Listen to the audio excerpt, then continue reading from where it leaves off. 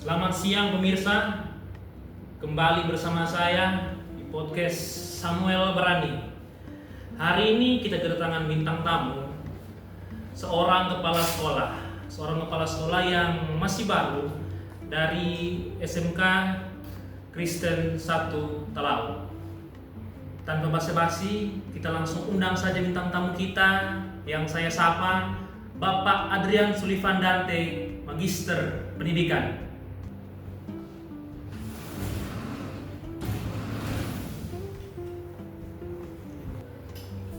Oke, selamat datang. Selamat. Bagaimana kabarnya? Puji Tuhan baik-baik. Kemarin sama siapa? Kemarin sama teman-teman yang juga kepala sekolah yang sempat ikut pelatihan di kota. Ya, sepertinya saya yang kurang tepat menyebutkan kalimat ya. Saya katakan kemarin, tapi saya akan lupa. Dengan siapa datang ke sini? Oh, untuk itu saya datang sendiri karena saya masih single. Oh, masih single. Iya ya. Wah, hebat ya, masih single udah jadi kepala sekolah aja. Iya, puji Tuhan ya. Ngomong-ngomong, Pak, udah makan? Puji Tuhan udah makan sih dari tadi. Ya jangan sampai lagi podcast tiba-tiba asam lambung kan? Ya. Lagi. Atau mungkin Bapak tawarkan saya makan. Ya, kelar pertemuan boleh lah. Oke. Jadi Bapak ini jadi kepala sekolah sudah berapa lama? Kalau di daerah sekarang itu memang baru 6 bulan karena pindah-pindah. Sekarang di SMK Kristen 1 Talaut ya? Iya. Sebelumnya itu di Halmahera Timur. Jadi waktu itu SMA Negeri 1 Halmahera Timur. Terus pindah ke Talaut. Jauh juga ya. Karena orang tua juga di Talaut, jadi saya harus lihat orang tua juga. Oh, jadi pindah ini karena mengajukan permintaan sendiri atau memang dipindahkan dari atasan? Dari atasan, dari kampung memang. Kebetulan gitu ya, setelah ada orang tua di sana. Iya. Puji Tuhan. Ya, ngomong-ngomong soal jabatan Anda sebagai kepala sekolah, karena berarti Bapak sudah lumayan lama juga ya karena pindah-pindah ya. Iya, udah lumayan lama juga. Total kira-kira bisa berapa lama dari sekolah-sekolah sebelumnya untuk jabatan kepala sekolah? Kalau yang paling lama memang yang sebelum 1 tahun.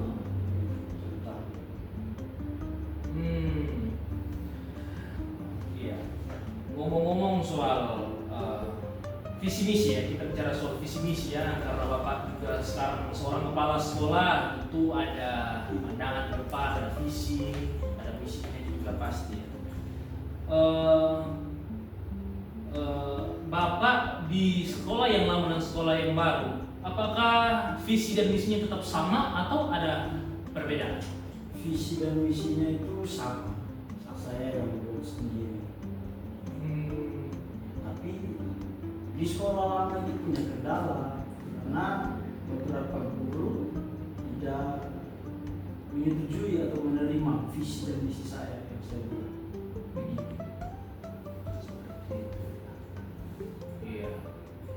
Dari apa yang sudah saya cari, yang saya temukan, yang saya baca, visi Bapak itu adalah mempersiapkan siswa yang mampu mencapai teknologi digital dan memperlengkapi siswa dalam pendalaman Alkitab. Apa benar? Iya, benar. Dan juga saya melihat misi yang Bapak ciptakan atau misi yang ada untuk terpenuhinya visi dari Bapak itu ada 3 yang saya baca: mampu mengendalikan teknologi digital, mampu menguasai teknologi, dan mampu mendalami Alkitab di era teknologi digital. Nah, ya Pak. Iya. Ya. Visi Bapak ini keren semua loh, kalau saya boleh bilang keren semua. Ya, sesuai umur saya lah. Karena saya juga masih muda, Itu makanya saya bilang tadi di sekolah sebelum itu beberapa guru yang tidak menerima visi misi saya. Oh, apa karena gurunya sudah tua ya? Itu dia Pak masalahnya di situ. Iya ya. Kadang perbedaan usia itu bisa menjadi hambatannya dalam kita mewujudkan visi misi ya. Ngomong-ngomong soal visi dan misi,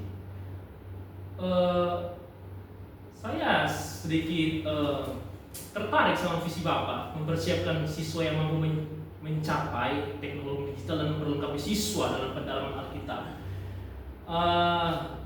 Saya ingin bertanya Pak, arti dari visi Bapak itu apa?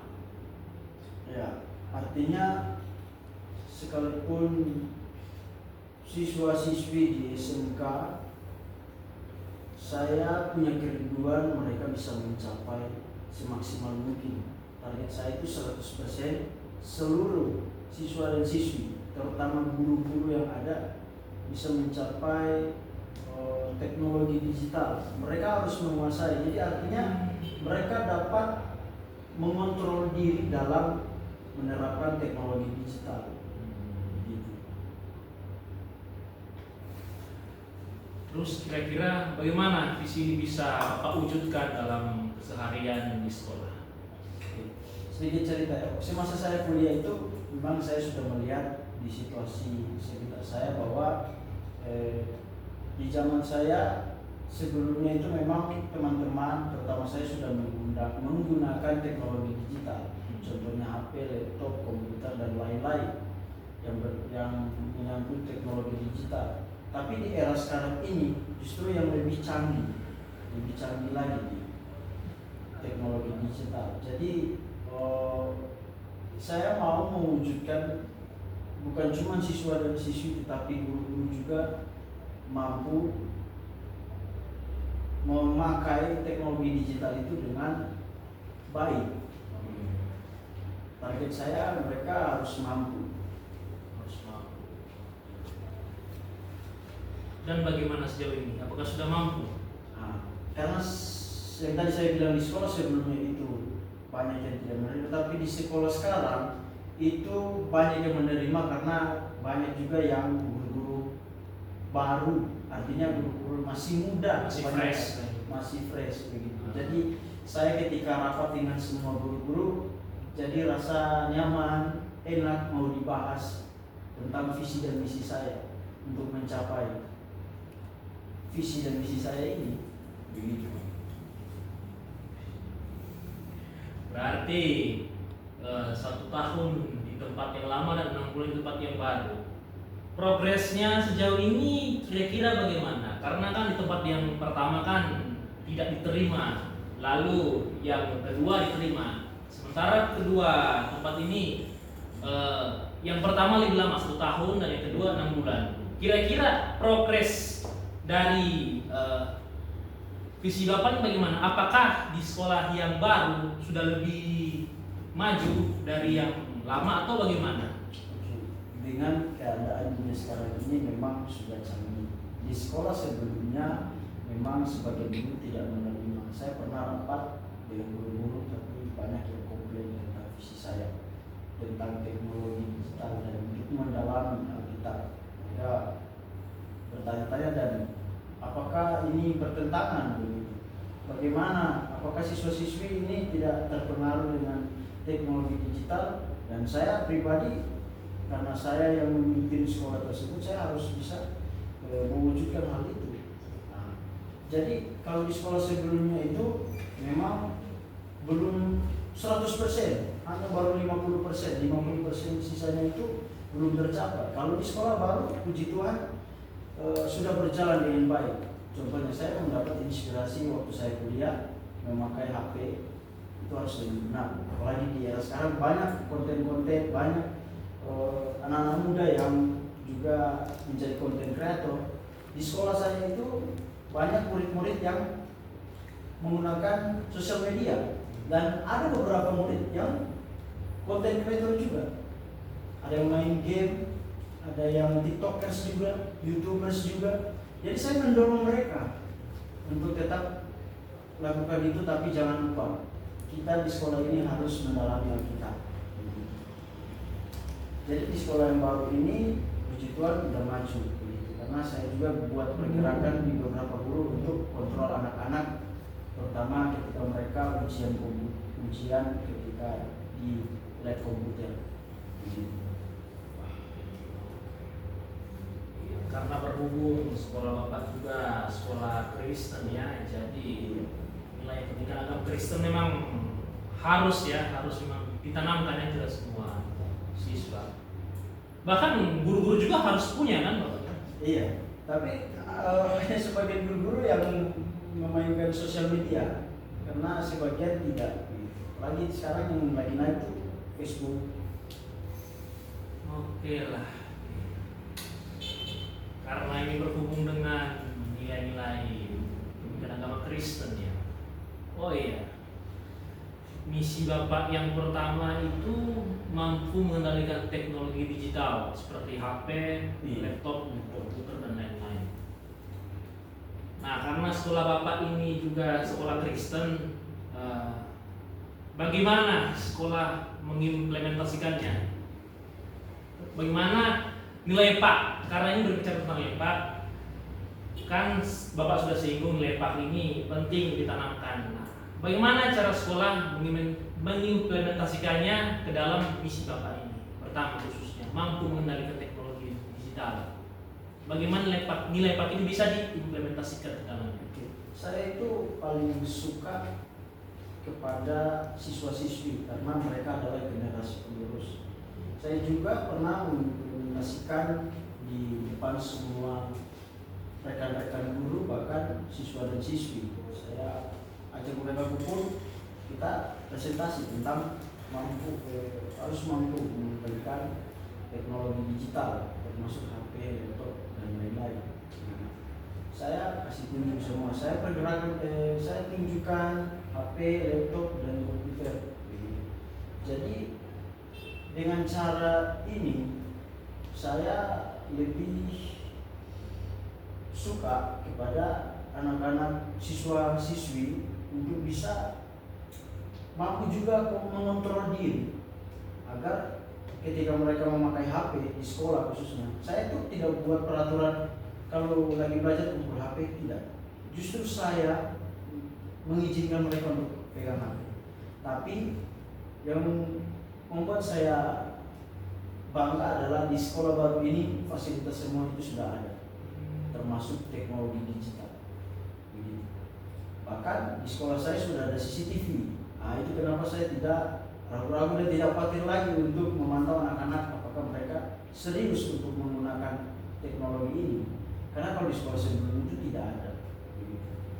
Jadi caranya adalah saya harus mengontrol mereka bersama dengan rekan-rekan guru untuk mampu mengendalikan teknologi digital termasuk HP, laptop, komputer dan lain-lain. Oh ya, tadi Bapak bilang kalau di sekolah lama Bapak itu teknologi belum lengkap ya, belum ada ya? Belum lengkap, tapi sudah ada? Sudah ada sebagian. Sebagian.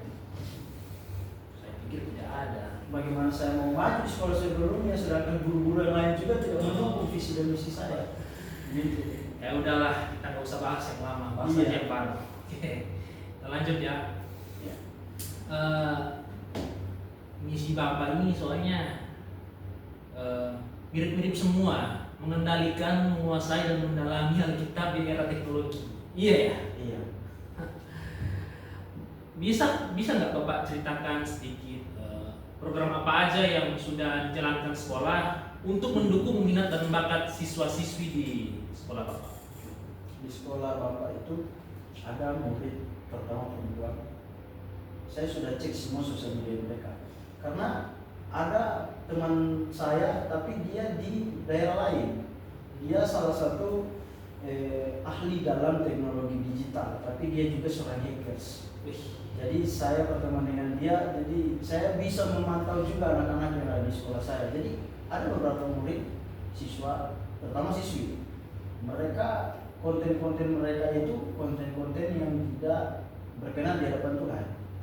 Nah, jadi sekolah yang saya bangun ini ketika saya memimpin sekolah ini SMK Kristen yang di satu di Talaut, artinya namanya sekolah saja Kristen berarti harus lebih mendalami Alkitab.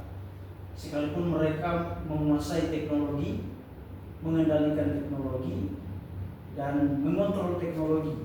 Jadi yang paling utama di misi itu adalah pendalaman Alkitab. Jadi mereka mendalami Alkitab tapi mempergunakan teknologi digital yang tadi HP, laptop, dan komputer.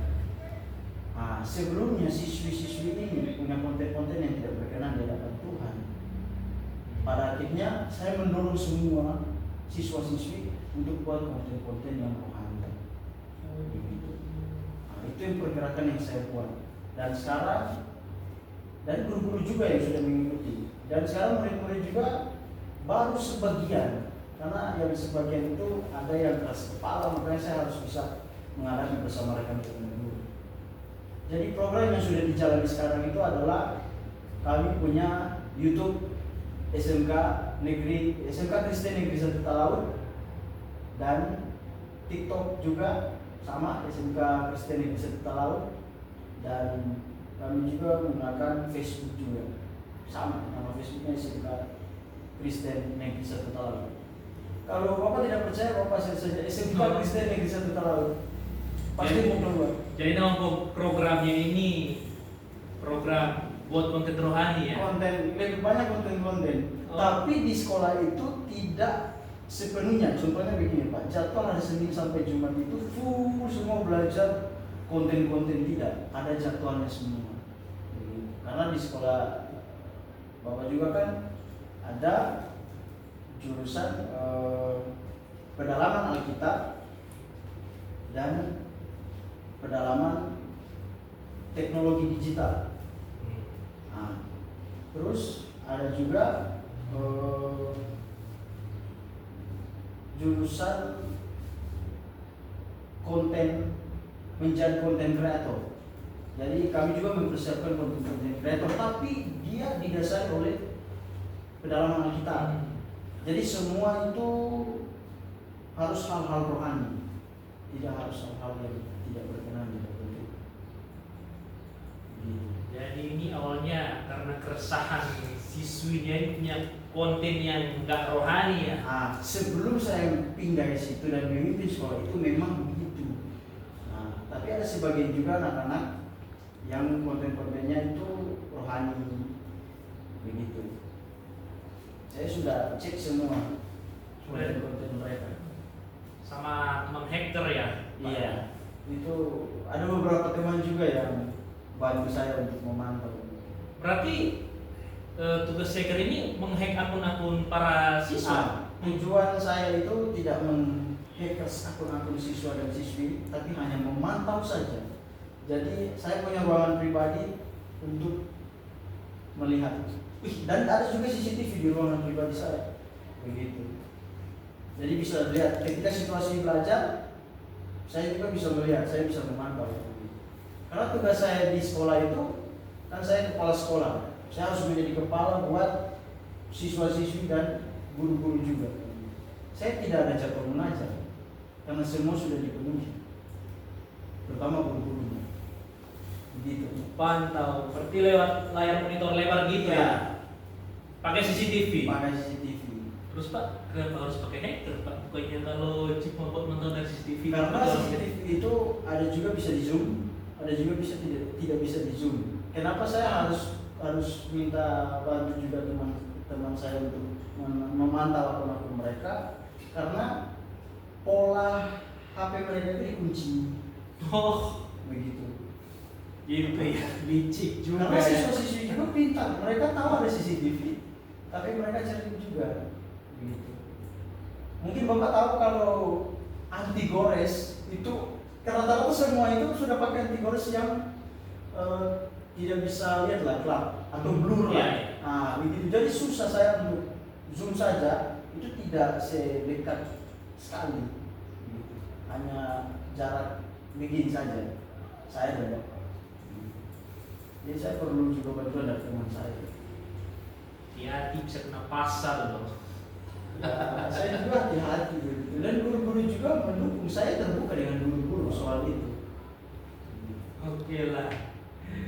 Ya, beda dari yang lain ya. Tapi saya salut sama usaha Bapak demi memantau para siswa Bapak. Oke lah. Ya, ngomong-ngomong soal para siswa, mereka pasti punya potensi dalam diri mereka. Bagaimana sekolah mendorong mereka supaya mereka ini berani mengekspresikan potensi yang ada dalam diri mereka? Karena kan ada yang malu, ada yang kalau nggak dipaksa nggak akan mau. Bagaimana dari sekolah? Oke, mungkin kalau di sekolah-sekolah itu ada guru-guru yang kasar, ada yang guru yang main fisik, tapi di sekolah saya yang saya pimpin sekarang, semua guru-guru itu tidak ada yang kasar, tidak ada yang kalau tegas iya ada. Begitu. Jadi bagaimana di sekolah saya juga punya murid yang pemalu, ada yang aktif juga ada. Jadi saya melihat potensi mereka itu ada, karena kebanyakan juga anak-anak sekarang sudah menguasai teknologi digital. Tapi saya selalu mengingatkan bahwa jangan lupa kita harus belajar mendalami Alkitab, itu yang paling nomor satu. Saya sampaikan misi saya kepada semua siswa-siswi dan guru-guru. Saya sudah melihat potensi-potensi mereka dalam dunia teknologi digital, terutama konten-konten mereka, dan beberapa ada anak-anak juga yang tahu juga main musik. Saya memberi ruang untuk mereka buat konten kalian main musik. Potensi mereka di situ terlihat, dan mereka menunjukkan ekspresi mereka terhadap guru-guru. Bahkan mereka juga saya buat program untuk harus ikut lomba. Setiap ada lomba, mau itu bidang olahraga, bidang musik, saya dorong mereka untuk ikut.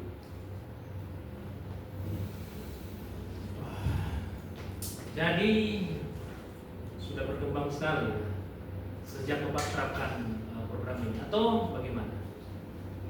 Belum 100%, baru 80%, karena target saya itu adalah ada siswa-siswi yang bisa sampai ke internasional dalam bidang mereka masing-masing, karena saya sudah melihat potensi mereka. Begitu. Internasional itu loh Pak, Iya, bukan main-main nih Pak.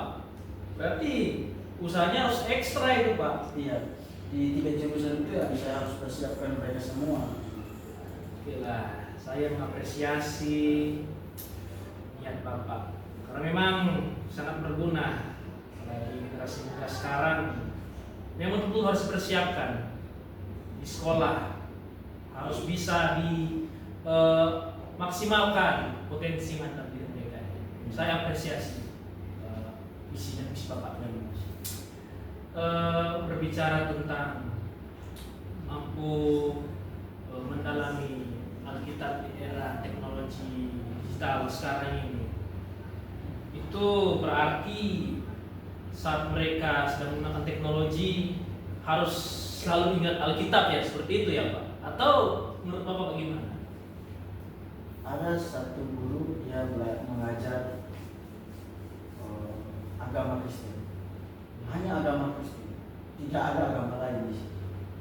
Dia mengajar agama Kristen, dan guru itu ibu guru, dan dia sangat tegas, kelihatan sangar. Makanya saya memilih guru itu untuk jadi guru agama Kristen di sekolah itu, karena banyak anak-anak yang turuti apa yang dia katakan. Karena ditakuti ya. Sangat, dan tidak sangat begitu. Bahkan saya juga pernah bukan ditegur, tapi nada bicara itu tegas. Makanya saya juga kasih salut lah kepada guru itu. Jadi siswa-siswi menggunakan teknologi digital itu, mereka juga perlu mengingatkan, perlu ingat bahwa harus mendalami kita. Nah, kalau di sekolah saya, waktu saya sekolah kuliah, itu kan saya belajar melalui handphone juga dan laptop. Apalagi mendalami Alkitab bukan cuma sekedar membaca dari Kejadian sampai Wahyu, tapi mereka juga bisa merenungkan dan mereka harus belajar sampai ke akar-akarnya. Makanya diterapkan dari SMK Kristen Negeri 1 Talaut itu mereka harus belajar tafsir. Tafsir, bahasa Yunani, bahasa Ibrani. Karena saya yang mengajukan hal itu. Dan guru-guru di situ saya merekrut beberapa guru-guru muda yang juga dari angkatan saya yang lulusan sama-sama dengan saya, beberapa ahli-ahli tafsir dan ahli bahasa-bahasa Yunani dan Ibrani. Karena saya mempersiapkan itu, mengapa saya katakan bahwa saya punya target untuk siswa-siswi ini ke depan ketika mereka selesai dari SMK Kristen Negeri 1 Talaut, mereka sebagian akan dikirim ke sekolah Alkitab, ke STT yang ada, tetapi kami tidak memaksakan sebagai guru. Karena mereka punya jalan masing-masing, punya pilihan masing-masing. Tapi karena mereka sudah terbiasa dengan teknologi digital dan mendalami Alkitab, banyak yang minta masuk sekolah Alkitab, banyak yang minta untuk lanjut kuliah di sekolah tinggi teologi dan lain-lain. Kebanyakan itu. Tapi ada yang juga lanjut kuliah di psikologi komputer, di bagian teknik-teknik mereka ada beberapa yang. Tapi saya mengatakan kepada mereka, kalau kalian itu pilihan kalian, kalau kalian kuliah di mana pun, tapi jangan lupa kalian harus tetap berpegang teguh tentang Alkitab. Karena kalian sudah belajar dari sini tentang kedalaman Alkitab. Itu yang saya selalu ingatkan, jangan pernah lupa. Memang beda dari yang lain. Kalau saya perhatikan sekolah-sekolah Kristen yang lain biasanya kan cuma diajarin sejarah gereja, sejarah gereja dunia, sejarah gereja Indonesia. Padahal kan itu aja yang dibahas. Tapi mendengar penyampaian dari Bapak nih, ini yang dosen-dosen saya dosen-dosen saya itu heran. Mahasiswa saya yang lulusan tahun kemarin dia jadi kepala sekolah di Talaut, tapi dia mengajukan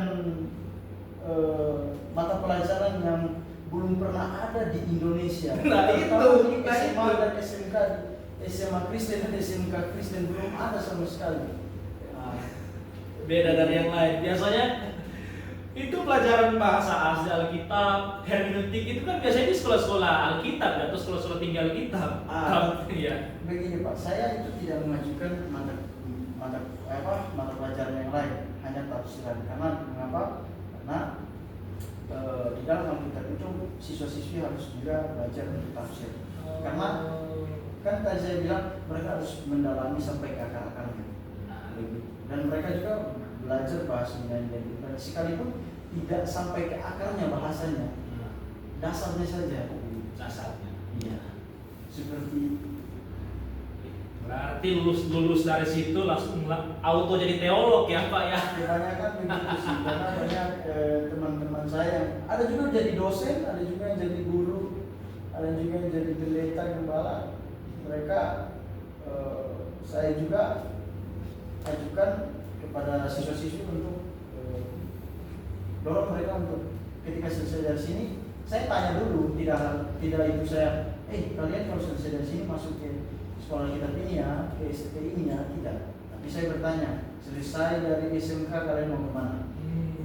Banyak yang jawab, mau sekolah kita Pak, mau masuk sekolah tinggi teologi Pak. Oke, baik. Nanti saya yang menunjukkan kalian ya. Ini saya bawa mereka di beberapa teman-teman yang lain yang menjadi dosen. Support langsung ya. Salah satu kampus saya yaitu Sakti Manado yang ada di Manado. Udah saya nggak tahu komen apa. Saya gimana ya? Kaget aja gitu Pak.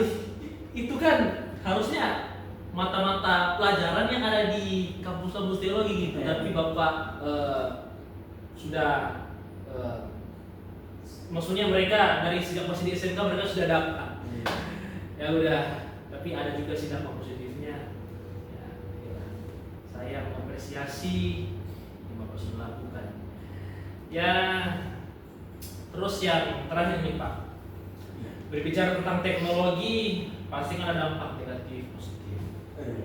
Bagaimana SMK Kristen Negeri Totalau ini memanfaatkan teknologi dengan baik dalam proses belajar mengajar? Lalu apa langkah sekolah agar para siswa-siswa ini tidak terjebak dalam dampak negatif dari teknologi ini? Oh ya, saya lupa menyampaikan bahwa di sekolah saya itu punya rumah dinas khusus guru-guru. Nah, jadi guru-guru juga ada di situ, tapi guru-guru yang bukan udah menikah, tapi yang masih single yang ada di situ. Nah, yang mau tinggal di situ ada beberapa rumah. Dan saya lupa bilang kalau di dalam kelas itu tidak semua mata pelajaran itu laki-laki dan perempuan gabung. Ada khusus perempuan, ada khusus laki-laki. Oh, mak. Begitu. Beda, ya. Tapi ada gabung juga laki-laki dan perempuan. Begitu. Ada di beberapa mata pelajaran. Tapi mata pelajaran agama Kristen itu semua gabung. Semua gabung. Nah, tapi kalau tafsiran itu mereka sendiri-sendiri. Tafsiran PB, PL mereka sendiri-sendiri. Beda kali ya.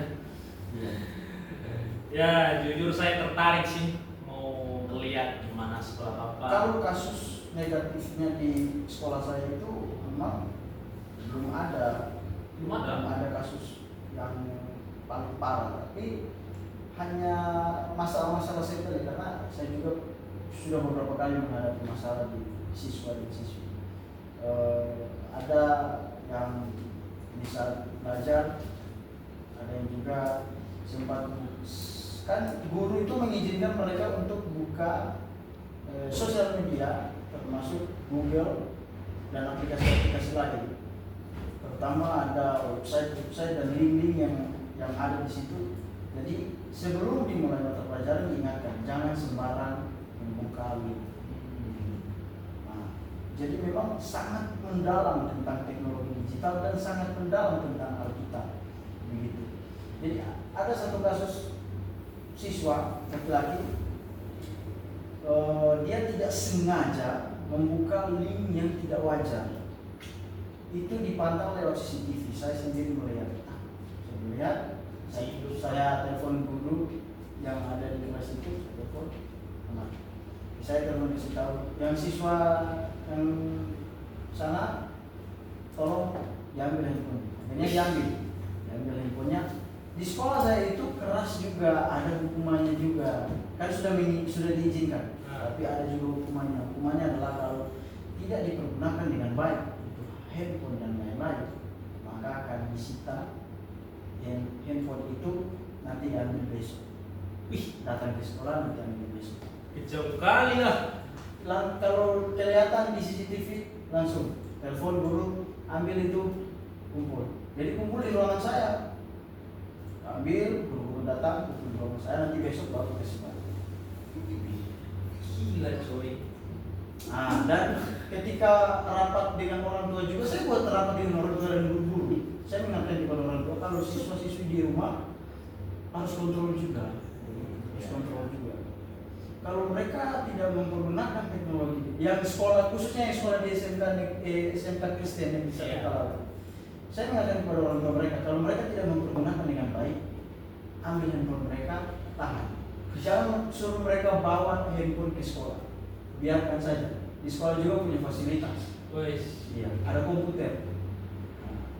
Pergi ke lab komputer. Seperti itu. Wah, itu negatifnya yang pernah terjadi. Ketika hal itu saya mengingatkan semua, dan puji Tuhan ada murid-murid yang sudah dengar-dengaran begitu. Tapi saya masih memantau juga beberapa. Ada yang minta pindah nggak? Minta pindah paling sedikit cuma 2-3 orang. Paling sedikit 2-3 orang.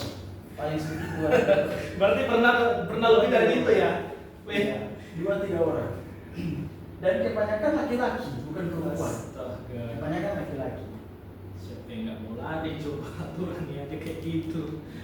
Tapi ya, ya kita ambil positifnya aja buat mengubah kebiasaan mereka, positifnya itu biar kedepannya mereka bisa lebih baik lagi, tidak gampang jatuh, tidak terjerumus ke hal-hal yang negatif.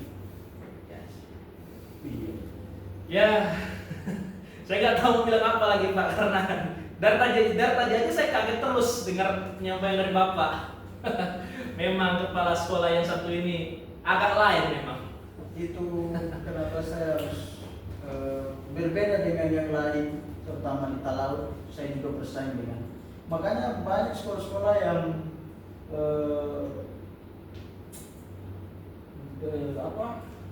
yang ngomong-ngomong tidak baik di belakang, banyak yang menyerang saya begitu. Ya saya tetap hadapi mereka, tetap sabar menghadapi. Karena ini visi dan misi saya dan program saya untuk demi masa depan anak-anak dan guru juga. Begitu. Oke Pak. Ya, nggak tahu lagi sebenarnya apa. Udah full kaget saya Pak. Atau ya karena berhubung Bapak sudah menyampaikan segala unek-unek yang ada di sana tentang program-program Bapak, jujur saya jadi tertarik loh dengan berkunjung ke sekolahnya Bapak kalau saya ada waktu. Cuma waktu dekat kayaknya belum. Tapi saya berkeinginan kalau ada waktu free saya pasti akan pergi. Mungkin ada yang belum diceritakan atau disampaikan lagi Pak mengenai sekolah Bapak. Pesan saya mungkin terakhir, Bapak akan lebih kaget ketika melihat sekolah, melihat semua orang yang ada di sekolah. Itu yang lebih kaget. Kok bisa? Iya, karena perhiasan mereka di outfit mereka juga itu udah di zaman dimana sudah sangat-sangat canggih. Karena ada beberapa guru yang sempat juga pernah ke luar negeri, ada juga siswa, karena kebanyakan siswa-siswi itu istilahnya orang-orang yang berada. Iya, orang-orang yang berada. Level lah. Tapi sekolah kami itu juga punya program untuk kasih beasiswa untuk anak-anak. Kita selesai dari situ, selesai dari SMK, mereka juga punya beasiswa. Siswa-siswi yang punya potensi, punya minat dan bakat, bahkan yang punya prestasi. Oke Pak. Maka mau lebih kali itu ketika melihat langsung, karena sekolah saya itu juga bisa dibilang canggih karena berbicara tentang teknologi digital itu lebih canggih. Oke, saya akan datang ke sana. Karena Bapak kalau baru masuk, baru lihat sekolahnya saja, itu mungkin dari depan sunyi, dan mungkin kalau sekarang kalau sekolah-sekolah yang lain mungkin gerbangnya itu gini ya kan? Iya. Gini kan? Nah, tapi Bapak mungkin tinggal kasih jemput saja, tak akan dilacak. Ini tamu atau bukan? Begitu. Lacak ini tamu atau bukan? Akan ditanya juga. Akan ditanya lewat Voice. Oh ya, voice. Tamu atau bukan? Tamu. Kalau dia tamu dari mana? Sekian, dijawab. Lalu oke masuk. Dibuka itu sendiri. Nah, pas masuk itu belum rame. Belum rame. Oh iya. Memang agak lain ini. Karena pas masuk kuncinya gini. Pas masuk mungkin setiap tamu itu akan disambut Bapak. Disambut oleh siswa. Contohnya ini, Bapak datang ke sini. Kami kedatangan tamu begitu. Oh iya, dia seorang mungkin dia seorang guru juga mungkin. Kami undang atau dia mau berkunjung di fasilitas dia begitu. Jadi begitu Pak, sekolah kami itu sekarang memang udah canggih begitu. Oke ya. Datang Pak, karena Bapak akan kaget di sekolah saya. Nanti saya kabarin. Saya datang. Mungkin bulan ini belum, tapi pasti saya akan datang. Nanti saya kabarin ke Bapak ya. Oke Pak, terima kasih waktunya, udah banyak cerita-cerita. Terima kasih. Saya apresiasi banget lah. saya ngasih apresiasi besar buat Bapak karena itu loh banyak hal yang menceritakan yang membuat saya terkagum-kagum gitu. Udah gak tahu mau apa saya Pak. Tapi sukses selalu ya Pak. Semoga makin jaya lagi sekolahnya. Bapak juga semoga tetap pasangan lah Pak. Amin, amin. Ya. Oke Pak, terima kasih waktunya Pak. Terima kasih Pak Samuel. Langsung closing sini aja ya. Iya, siap. Oke, kita jumpa lagi di lain waktu ya. Kita berjumpa lagi dengan bintang tamu yang lainnya. Oke, sampai di sini pertemuan kita. Selamat sore.